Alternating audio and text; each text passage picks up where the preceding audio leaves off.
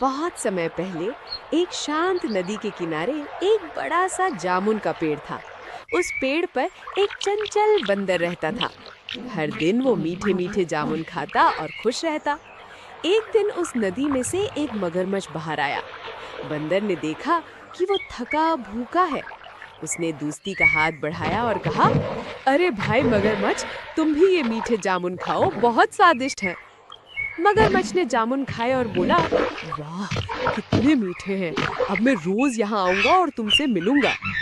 इस तरह बंदर और मगरमच्छ में गहरी दोस्ती हो गई। लेकिन बच्चों, कहानी यहाँ पर मोड़ लेती है।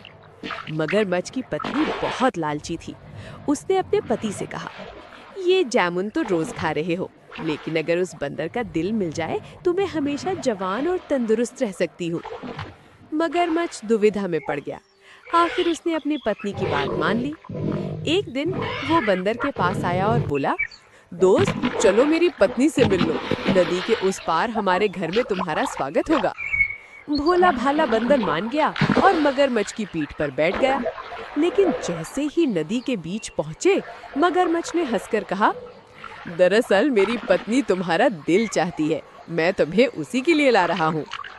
ये सुनते ही बंदर घबराया, लेकिन उसने तुरंत बुद्धि लगाई और बोला, अरे दोस्त, तुमने पहले क्यों नहीं बताया? मैंने तो अपना दिल पेड़ पर ही छोड़ दिया है।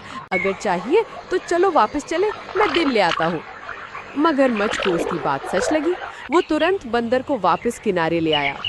बंदर फुर्ती से पेड़ पर चढ़ गया और ऊपर से बोला, मूर्ख, दिल तो शरीर से कभी अलग होता ही नहीं। तुमने दोस्ती में धोखा दिया। अब तुम मुझसे कभी जामुन नहीं पा सकोगे। शिक्षा। बच्चों, इस कहानी से हमें ये सीख मिलती है कि लालच और विश्वासघात हमेशा नुकसान पहुंचाते हैं।